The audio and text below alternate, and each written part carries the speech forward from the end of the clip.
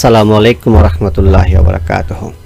এই পর্যায়ে আমরা দেখব একটা ওয়েবসাইটের লোগো এবং সম্পাদকের নাম, ফোন নাম্বার, ইমেল অ্যাড্রেস এগুলি কি করে পরিবর্তন করতে হয়।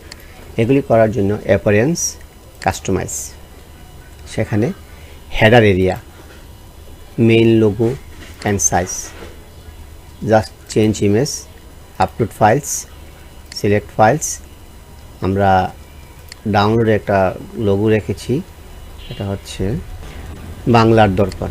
আমরা এটাকে জাস্ট একটা লোগো আপলোড করলাম, করার পর চুজ ইমেজ, এই যে আমাদের লোগোটা আপলোড হয়ে গেল।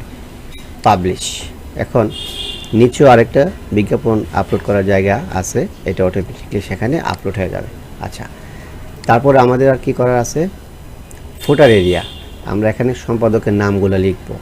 ধরেন কন্ট্যাক্ট ডিটেলস, চাইলে আপনারা এই লোগোটা অন্য আরেকটা লোগো দিতে পারেন। এটা হচ্ছে এক ধরনের এক ডিজাইন, এটা হচ্ছে আরেক ডিজাইন। আচ্ছা, কন্ট্যাক্ট ডিটেলস, এখানে কন্ট্যাক্ট ডিটেলসের পরে এটা হচ্ছে এডিটরস অ্যান্ড আদার্স নেম। ধরেন এখানে অনেকে দিতে চায় যে প্রকাশক, প্রকাশক এস এ ফারুক, আমি আমার নামে দিলাম, দিয়ে দেখেন এখানে অটোমেটিকলি চলে আসছে। এরপর হচ্ছে সম্পাদক, সম্পাদক আমি দিলাম সাইফুল ইসলাম। তারপর আপনি আবার দিলে নির্বাহী সম্পাদক,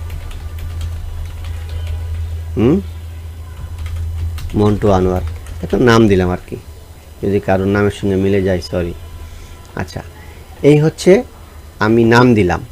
তারপর হচ্ছে আমি ব্যাগ দিয়ে কন্ট্যাক্ট ডিটেলসে যাব, এখানে দিব যোগাযোগ। অনেকে লিখে কার্যালয়, বাণিজ্যিক কার্যালয়, আবার কেউ লিখে অফিস, আবার কেউ লিখে যোগাযোগ। আপনারা এখানে যা লিখবেন তাই এখানে চলে আসবে। এই যে যোগাযোগ, আমি যদি এখানে দেখাই যোগাযোগ। আচ্ছা, এখানে যোগাযোগ হচ্ছে ঢাকা, এই যে ঢাকা চলে আসছে ঠিকানা। ফোন নাম্বার, আমার ফোন নাম্বার দিলাম 01915334118। আমার ইমেল অ্যাড্রেসে দিলাম faruk.computer@gmail.com। আমি যদি এখানে পাবলিশ দেই আর এবার ফোটারে যাই, তাহলে গিয়ে দেখবো কি আমরা যে নামগুলো দিয়েছিলাম সে সবকটা এখানে চলে আসছে।